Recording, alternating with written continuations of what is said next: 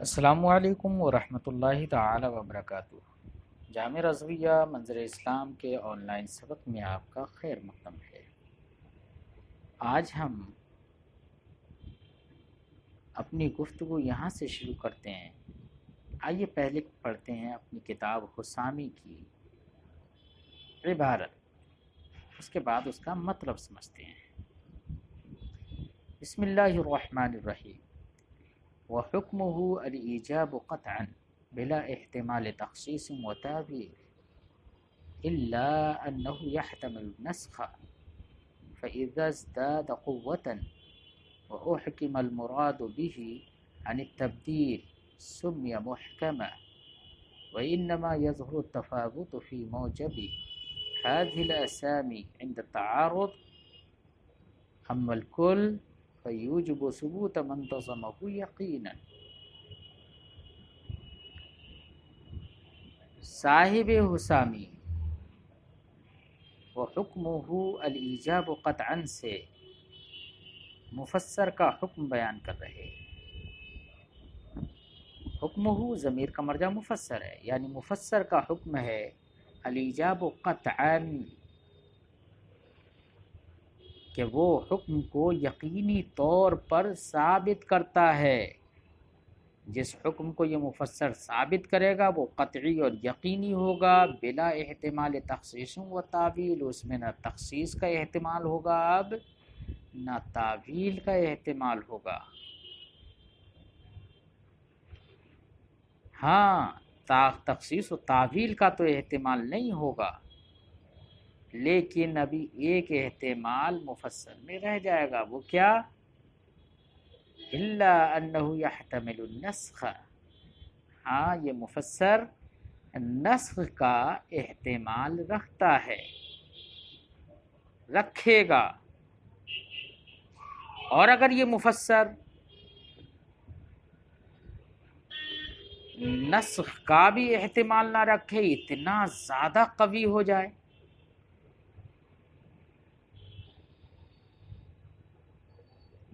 اتنا مضبوط ہو گیا کہ اب اس میں نسخ کا احتمال نہیں رہا، اور تبدیلی اور نسخ سے اس قوت کی وجہ سے، اس قوت اور ازدیاد قوت کے سبب تبدیلی اور نسخ سے اس کی مراد محکم اور مضبوط ہو چکی ہے، تو پھر اب وہ مفسر نہیں رہا، سمی محکمن، تو اب اس کا نام کیا رکھا جائے گا؟ محکم۔ پیارے بچوں، مفسر اور محکم کے درمیان کیا فرق ہوا کہ مفسر تخصیص و تعویل کا احتمال نہ رکھے تو وہ مفسر ہے، وہ حکم کو قطعی اور یقینی طور پر ثابت کرے گا، اس میں تخصیص و تعویل کا احتمال نہیں رہے گا۔ ہاں، اس میں ابھی نسخ کا احتمال رہے گا، جس کو صاحب کتاب نے فرمایا الا انہ یحتمل النسخ، ہاں وہ ابھی نسخ کا احتمال رکھے گا۔ فَإِذَا ازْدَادَ قُوَّةً، تو جب یہ مفسر قوت میں اور بڑھ جائے، یہاں پر ایک بات پر غور کریے، مصنف نے فَإِذَا ازْدَادَ قُوَّةً کہا، جبکہ اس سے پہلے نص وغیرہ میں یہ کہتے چلے آئیں کہ اِذَا ازْدَادَ وُضُوحًا، لیکن یہاں وضوحًا نہ کہا بلکہ قوتاً کہا، تو یہاں پر قوتاً کیوں کہا؟ وجہ اس کی، تو وجہ اس کی یہی ہے کہ مفسر کہتے ہی اسے ہیں جو وضاحت کے اس درجے کو پہنچ گیا ہو کہ اب وہ غیر کا احتمال ہی نہیں رکھتا ہے، تعویل و تخصیص کا احتمال ہی نہیں رکھتا ہے۔ تو جب وضاحت کے اس درجے کو پہنچ گیا کہ احتمال غیر اب رہا ہی نہیں، تو اب اس سے زیادہ وضاحت کا کوئی مطلب نہیں ہوگا، تو اب اس پر مزید وضاحت ہو یہ نہیں ہو سکتا۔ ہاں، مزید وضاحت تو نہیں ہو سکتی، لیکن مزید قوت تو ہو سکتی ہے، مثلا کسی تاکید کے ذریعے، کسی تعبید کے ذریعے سے قوت تو اور ہو سکتی ہے کہ واضح تو پہلے ہی سے مکمل طور سے تھا، لیکن مزید اس میں کوئی تاکید پیش کر دی اور مضبوطی ہو گئی تو قوت میں بڑھ سکتا ہے۔ اب قوت میں جب بڑھ جائے گا تو یہ احتمال نسخ بھی ختم ہو جائے گا۔ اسی لیے مصنف نے فرمایا فَإِذَا ازْدَادَ قُوَّةً، جب قوت کے اعتبار سے بڑھ جائے، وَأُحْكِمَ الْمُرَادُ بِهِ، ہا ضمیر کا مرجع ازدیاد قوت، اور اس ازدیاد قوت کے سبب مراد محکم کر دی جائے۔ کس سے محکم کر دی جائے؟ عن التبدیل، تبدیل اور نسخ سے، تو اب اس کا نام کیا ہو جائے گا؟ سمیہ محکمن، اس کا نام اصطلاح میں محکم ہو جائے گا۔ احکمہ، یہ احکم یحکم، احکام باب فعل سے ہے، کہا جاتا ہے احکمت الشیء اے اتقنتہ، اتقن یتقن مضبوط کر دینا، ایسے کہا جاتا ہے احکمت فلانا، تو احکمت فلانا کا معنی ہوتا ہے اے منعتہ، تم نے اسے روک دیا، محفوظ کر دیا۔ ان معنی کر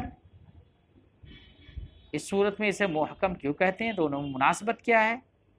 مناسبت بھی آپ سمجھ لیجئے کہ جو محکم ہوتا ہے نا وہ تخصیص و تعویل کو روک دیتا ہے، تخصیص و تعویل سے محفوظ ہو جاتا ہے، اور نسخ و تبدیل کو بھی ختم کر دیتا ہے، اس لیے اس کو محکم کہہ دیا جاتا ہے۔ تقسیم ثانی کی یہ چوتھی قسم تھی محکم۔ مثال اس کی جیسے اللہ کا فرمان ان اللہ بکل شیء علیم، اس میں نہ کوئی تخصیص کا احتمال، نہ تعویل کا احتمال، نہ نسخ کا احتمال، محکم ہے۔ بات سمجھ میں آئی؟ محکم پیارے بچوں، محکم کی دو قسمیں ہوتی ہیں، ایک محکم لعینہ اور ایک محکم لغیرہ۔ محکم لعینہ مثلا کسی کلام کا فی نفسہ ہی، وہ کلام کا جو معنی ہے وہ معنی ہی ایسا ہو کہ اس میں کسی بھی تبدیلی اور کسی بھی نسخ وغیرہ کا احتمال ختم ہو گیا ہو، جیسے کہ آیات توحید، آیات صفات، یا کوئی ایسا لفظ وارد ہو جائے جو لفظ یہ بتائے کہ یہ حکم توقیتی ہے یا تعبیدی ہے، کہ یہ حکم اس وقت تک رہے گا یا یہ حکم ہمیشہ رہے گا، ایسا لفظ وارد ہو جائے تو فی نفس ہی کلام کے اندر ایسا لفظ وارد ہو یا ایسا معنی ہو موجود جس کی وجہ سے کلام محکم ہو گیا، نسخ کا احتمال نہیں رکھتا، تو ایسا محکم محکم لعینہ ہی کہلاتا ہے۔ کیا کہلاتا ہے؟ محکم لعینہ ہی۔ اور ایک ہوتا ہے محکم لغیرہ۔ محکم لغیرہ وہ ہوتا ہے کہ جو محکم ہو گیا ہو نبی کریم صلی اللہ علیہ وسلم کے وصال کے ذریعے، بئی طور کہ کوئی وحی ہے، اس وحی میں فی نفس ہی تو نسخ وغیرہ کا احتمال ہو سکتا ہے، اس کے کلام فی نفس ہی کلام کا معنی میں یا اس کلام میں کوئی ایسی قید یا ایسی تعبید و توقید تو نہیں ہے، تو اس میں تعویل یا تخصیص یا نسخ کا احتمال فی نفس ہی کلام میں تو ہو، لیکن چونکہ وہ وحی ہے اور نبی کریم صلی اللہ علیہ وسلم کا جب وصال ہو گیا تو اب کوئی وحی آنے والی نہیں، تو ایک وحی کا نسخ تو وحی سے ہی ہو سکتا تھا، اور جب سرکار کا وصال ہو گیا تو اب آپ کے بعد کوئی دوسری وحی نہیں آئے گی، تو نہ آنے کی وجہ سے اب وہ منسوخ نہیں ہو سکتا۔ جب منسوخ نہیں ہو سکتا تو اس کو بھی محکم کہیں گے، لیکن اس کو محکم لعینہ ہی نہیں بلکہ محکم لغیرہ ہی کہیں گے۔ پیارے بچوں، محکم کی کتنی قسم ہوئی؟ ایک محکم لعینہ ہی اور ایک محکم لغیرہ۔ محکم لعینہ وہ محکم ہوتا ہے جس کے معنی ہی نہایت مضبوط ہوں کہ اس میں تخصیص و تعویل اور نسخ وغیرہ کا احتمال نہ ہو، جیسے کہ آیات صفات، آیات توحید وغیرہ، اور یا ایسا لفظ وارد ہو جائے جو توقیت یا تبدیل پر دلالت کرتا ہو صراحتاً، یہ محکم لعین ہی، اور ایسا کچھ نہ ہو بلکہ محکم ہوا ہو نبی کے وصال کی وجہ سے کہ آپ کے بعد کوئی وحی نہیں آ سکتی جس سے وہ منسوخ ہو، تو اس کو محکم لغیر ہی کہتے ہیں۔ بہرحال محکم کی دو قسمیں سمجھ میں آ گئی۔ اگلی عبارت ہے مصنف کی، وَإِنَّمَا يَظْهُرُ التَّفَاوُتُ فِي مَوْجَبِ هَذِهِ الْأَسَامِي عِنْدَ التَّعَارُضِ أَمَّا الْكُلُّ فَيُوجِبُ ثُبُوتَ مَنْ تَزَمَّهُ يَقِينًا۔ اس سے صاحب کتاب نے ایک پیدا ہونے والے شبہ کا جواب دیا ہے۔ شبہ کا جواب یہ ہے، ایک اعتراض کا دفاع کیا ہے۔ اعتراض کیا ہوتا تھا؟ اعتراض یہ ہوتا تھا کہ تقسیم ثانی کے اقسام اربع جو بیان کیے، ان اقسام اربع میں سے ہر ایک اس کو حکم کو ثابت کرتا ہے یا اس کے ثبوت کو واجب کرتا ہے جس کو وہ شامل ہو یقینی طور پر، چاہے وہ ظاہر ہو یا نص ہو یا مفسر ہو یا محکم ہو۔ جمہور محققین کے نزدیک ان چاروں کا حکم یہی ہے کہ ان کل واحد منہا یوجب ثبوت منتظمہ یقینا، ان میں سے ہر ایک اس کے ثبوت کو واجب کرتا ہے جس کو وہ شامل ہوتا ہے یقینی طور پر، قطعی اور یقینی طور پر۔ جب سب میں سے ہر ایک کا حکم یہی ہے، جبکہ ان کے درمیان وضاحت کے اعتبار سے، تخصیص و تعویل کے اعتبار سے فرق بھی ہے، تو جب حکم سب کا ایک ہی ہے تو ان اسامی کے موجبات میں کیا کوئی فرق بھی ہوگا؟ کیا فرق ہے؟ یہ شبہ، یہ اعتراض، یہ ایراد ہو سکتا ہے۔ تو مصنف نے جواب دیا، انما یظہر التفاوت، جواب کا خلاصہ یہ ہے کہ ان سب کا حکم یہی ہے جمہور محققین کے نزدیک کہ سب حکم کو قطعی اور یقینی طور پر واجب کرتے ہیں۔ ہاں، ان کے مابین ان اسامی کے موجب اور ان کے مقتضیات میں، ان کے تقاضوں میں تفاوت ظاہر ہوگا۔ عند التعارض، اس وقت تعارض کے وقت کہ ظاہر بھی حکم کو یقینی اور قطعی طور پر ثابت کرے گا، نص بھی یقینی طور پر حکم کو ثابت کرے گا، لیکن ان میں جب آپس میں تعارض ہو جائے تو ان کے وضاحت کا اعتبار کرتے ہوئے وہاں پر ظاہر نص میں تعارض ہوگا تو ظاہر کو چھوڑ کر نص پر عمل کیا جائے گا۔ ایسے ہی نص اور مفسر میں اگر تعارض ہو جائے تو نص کو چھوڑ کر مفسر پر عمل کیا جائے گا، کیونکہ وہ زیادہ واضح ہوتا ہے۔ اور مفسر اور محکم میں تعارض ہو جائے پیارے بچوں، تو ایسی صورت میں مفسر کو چھوڑ کر محکم پر عمل کیا جائے گا۔ کیوں؟ اس لیے کہ اس میں تو نص کا بھی احتمال نہیں ہوتا ہے۔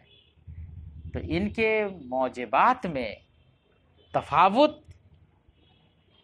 ظاہر ہوگا کب؟ تعارض کے وقت۔ جب تک تعارض نہیں ہوگا تب تک ہر ایک ہی حکم کو یقینی طور پر واجب و ثابت کرے گا۔ بات سمجھ میں آ گئی؟ اب بات یہ رہی صرف کہ ان کا تعارض واقع ہو تو جو وضاحت کے اعتبار سے کم ہو اس کو چھوڑ دیا جائے گا، جو وضاحت کے اعتبار سے بڑا ہوا ہو اس پر عمل کیا جائے گا۔ اس کی مثالیں کیا ہوں گی؟ تو تعارض کی مثالیں بھی ہم پیش کریں گے، پہلے اتنے کا ترجمہ کرتے ہیں۔ فرماتے ہیں صاحب کتاب، وَإِنَّمَا يَظْهُرُ التَّفَاوُتُ فِي مَوْجِبِ هَذِهِ الْأَسَامِي، ان اسامی کے موجب اور مقتضا میں تفاوت ظاہر ہوگا عند تعارض کے وقت، اما الکل فیوجب ثبوت من تزمہ یقینا، رہے سب کے سب چاروں میں سے ہر ایک، تو ہر ایک اس کے ثبوت کو واجب کرے گا، منتظمہ جس کو وہ شامل ہے، یقیناً یقینی طور پر۔ تعارض کے وقت صرف فرق ظاہر ہوگا۔ تعارض کی مثالیں کیا ہوں گی بچوں؟ تو تعارض کی مثالیں ہم آپ کے سامنے پیش کر دیتے ہیں، جیسے کہ صاحب نامی نے تعارض کی مثالیں نیچے پیش کی ہیں، لیکن مثالوں کے پیش کرنے سے پہلے ہم آپ کو ایک بات پہلے بیان کر دیں۔ کیا؟ دیکھیے، تعارض دو طرح کا ہوتا ہے۔ ایک تعارض ظاہری یا تعارض صوری ہوتا ہے، اور ایک تعارض حقیقی ہوتا ہے۔ ہمیشہ یاد رہے، دو عبارتوں میں حقیقی تعارض تبھی ہو سکتا ہے جب وہ دونوں عبارتیں یا دونوں دلیلیں متساوی ہوں، اور اگر دونوں متساوی نہیں ہیں اپنی وضاحت کے اعتبار سے یا کسی اور اعتبار سے دونوں متساویت الاقدام نہیں ہیں، تو ان کے درمیان جو تعارض ہوگا وہ تعارض حقیقی نہیں ہوگا، تعارض صوری ہوگا۔ تعارض حقیقی کے لیے کیا ضروری ہے؟ کہ دونوں دلیلیں یکساں ہوں، اور تعارض اگر دونوں یکساں نہیں ہیں تو کون سا تعارض ہوگا دونوں کے مابین؟ تعارض صوری۔ پیارے بچوں، یہ ظاہر اور نص کے بارے میں آپ جانتے ہیں کہ ظاہر وضاحت کے اعتبار سے کم ہوتا ہے، نص وضاحت کے اعتبار سے زیادہ ہوتی ہے، تو دونوں کے درمیان وضاحت کے اعتبار سے جب فرق ہے تو ظاہر اور نص دونوں متساویت الاقدام نہ رہے۔ اب اگر ان کے درمیان کہیں تعارض ہوگا تو آپ بتائیے، اب خود فیصلہ کریے، تعارض حقیقی ہوگا یا تعارض صوری؟ سمجھ گئے ہوں گے نا؟ یقینی طور پر تعارض صوری ہوگا، تعارض حقیقی نہیں ہوگا۔ ایسے نص اور مفسر کے درمیان میں بھی دیکھ لیجئے، مفسر وہ وضاحت کے اعتبار سے انتہائی درجے کو پہنچ گیا ہوتا ہے کہ اس میں تخصیص و تعویل کا احتمال ہی نہیں رہتا، اور نص میں یہ احتمال ہوتا ہے، تو دونوں متساویت الاقدام نہ ہوئے بلکہ دونوں میں فرق ہے۔ تو اب بتائیے، دونوں میں تعارض اگر ہوا تو تعارض حقیقی ہوگا یا صوری؟ یقیناً صوری ہوگا۔ ایسے ہی مفسر اور محکم کو دیکھ لیجئے، مفسر میں تو نسخ کا احتمال تھا اور محکم میں تو نسخ کا بھی احتمال نہیں، تو اب بتائیے دونوں ایک پائے کے ہوئے؟ نہیں، بلکہ دونوں ایک پائے کے نہیں ہوئے، دونوں متساویت الاقدام نہیں ہوئے، دونوں ہم پلہ نہیں ہیں، دونوں میں فرق ہے۔ تو اب بتائیے، تعارض حقیقی ہوگا یا تعارض صوری؟ فیصلہ آپ کے سپرد۔ بات سمجھ میں آ گئی بچوں؟ ٹھیک ہے، اب ہم مثالیں پیش کرتے ہیں۔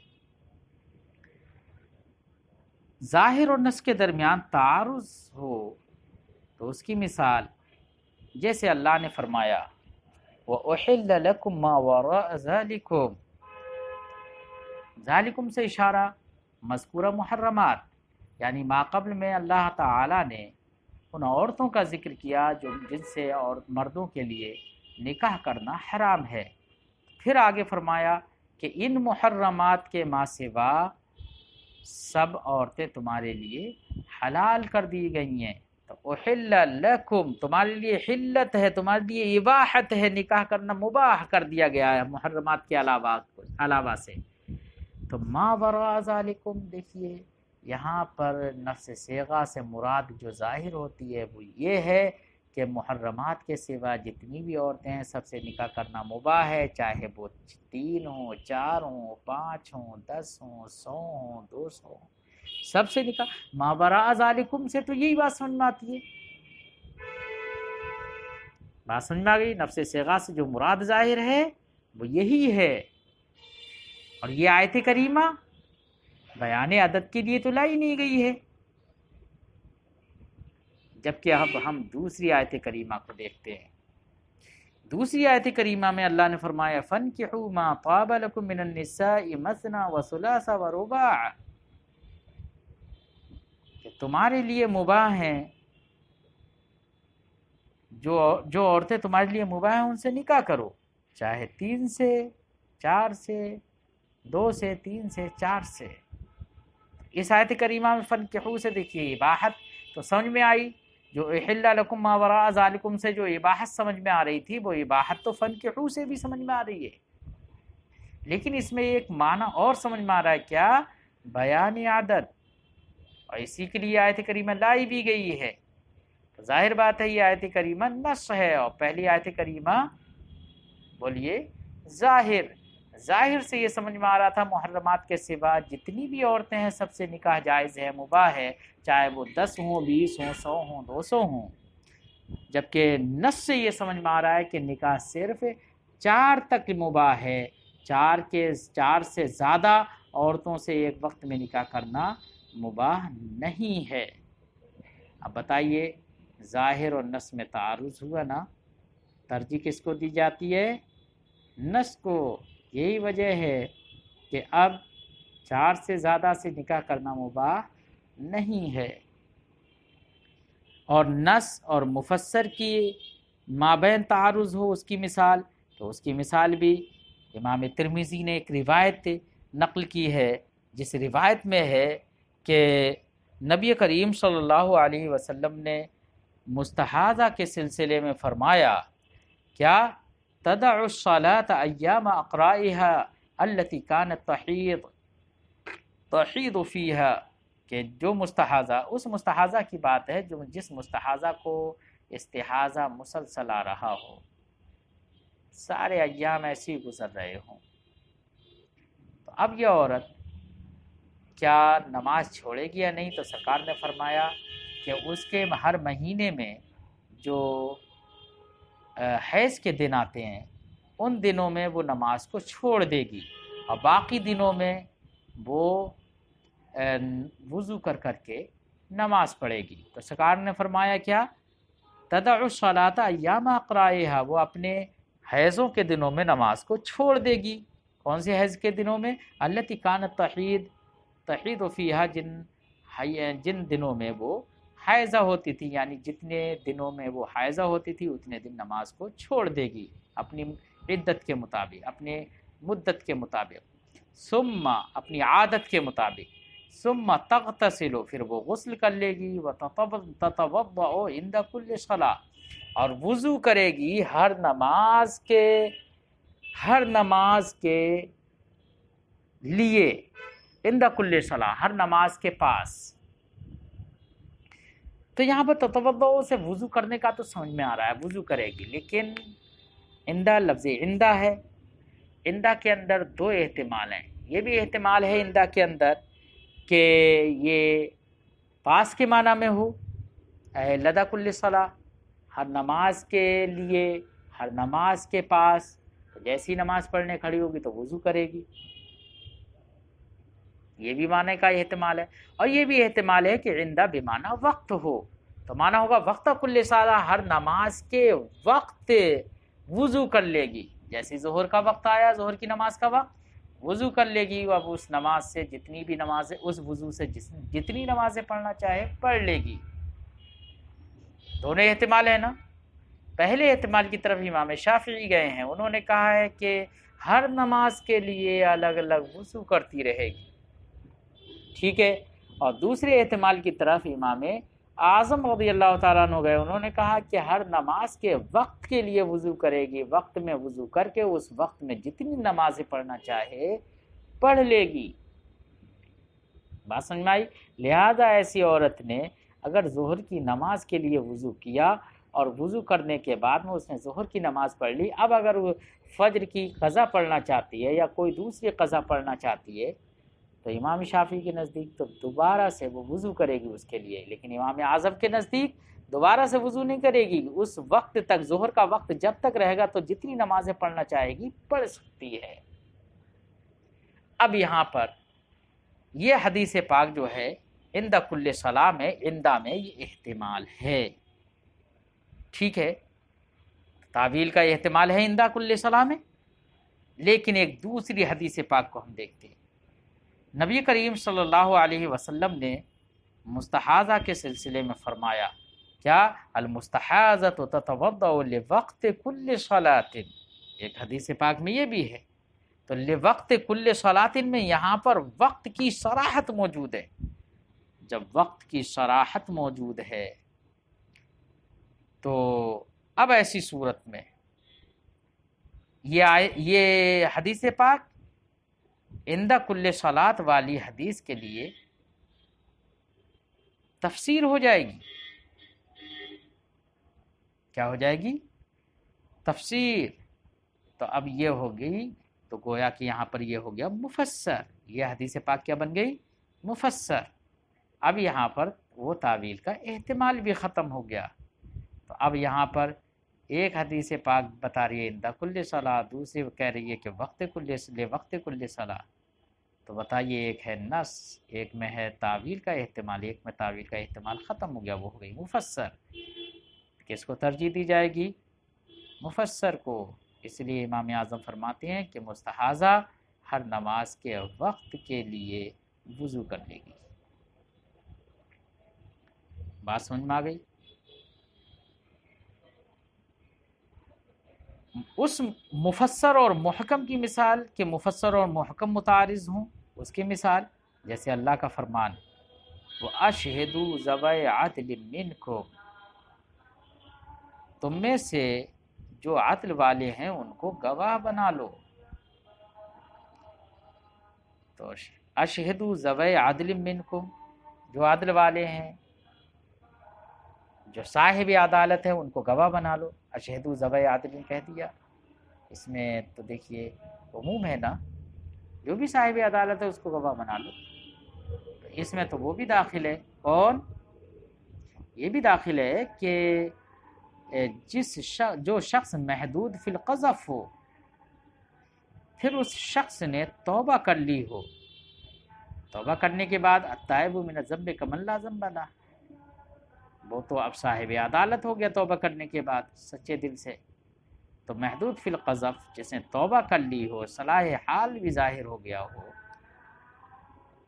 تب وہ صاحب عدالت ہے۔ اب صاحب عدالت جب ہو گیا تو اب اس کو بھی گواہ بنا سکتے ہیں۔ یا آیت کریمہ تو یہ بتا رہی ہے اشہدوا ذوی عدل منکم، ٹھیک ہے، اس کو گواہ بنا لیں۔ دیکھیے اس میں تعویل و تخصیص کا کوئی احتمال نہیں ہے، بہت پورے طور سے واضح ہے کہ عدل والے کو بنا لو، اس کے معنی میں کوئی احتمال نہیں ہے، اس لیے یہ مفسر ہے۔ لیکن اللہ نے فرمایا وَلَا تَقْبَلُوا لَهُمْ شَهَادَةً أَبَدًا، محدود فی القذف جو لوگ ہیں ان کی گواہی کبھی قبول مت کرو۔ تو جب یہاں پر دیکھو ابدا کے ذریعے سے تعبید ہو گئی ہے، جب تعبید ہو گئی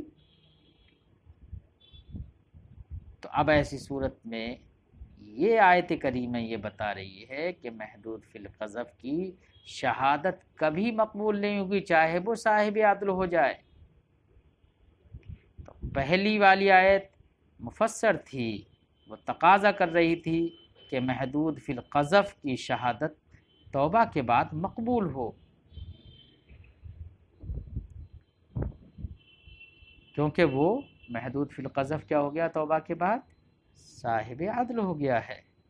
اور دوسری آیت کریمہ محکم ہے، وہ تقاضا کرتی ہے اس بات کا کہ اس کی شہادت قبول نہ ہو۔ کیوں؟ اس لیے کہ دوسری آیت کریمہ میں ابدا سے تعبید کا وجود صراحتاً موجود ہے۔ تو اب بتاؤ مفسر کو ترجیح دی جائے گی، مفسر مترجح ہوگا یا محکم؟ محکم، تو محکم کو ترجیح دی گئی، لہذا ہمارے فقہا نے فرمایا کہ محدود فی القذف جو ہے ان کو ان کی گواہی کبھی مقبول نہیں ہوگی۔ بات سمجھ میں آ گئی بچوں؟ پھر مصنف نے فرمایا عمل کل فیوجب ثبوت من تزمہ یقینا، رہے سب میں سے ہر ایک تو وہ ہر ایک اس کے ثبوت کو واجب کرتا ہے، منتظمہ یقیناً جس کو وہ شامل ہوتا ہے، واجب کرتا ہے اس کے ثبوت کو یقینی طور پر، یعنی ظاہر نص مفسر محکم میں سے ہر ایک کا حکم یہی ہے کہ وہ حکم اس کو ثابت کرے گا یقینی طور پر جس کو وہ شامل ہوتا ہے۔ تو یوجب ثبوت منتظمہ یقیناً اس میں سب برابر ہیں۔ یہ در حقیقت صاحب کتاب نے اپنا مذہب مختار بیان کیا ہے، محققین جس کے ان محققین کا قول بیان کیا ہے، جمہور محققین کا، جن کی طرف مصنف کا اپنا رجحان ہے، میلان ہے، ورنہ تو کچھ لوگوں نے اس میں اختلاف بھی کیا ہے۔ کچھ لوگوں نے کہا ہے ظاہر اور نص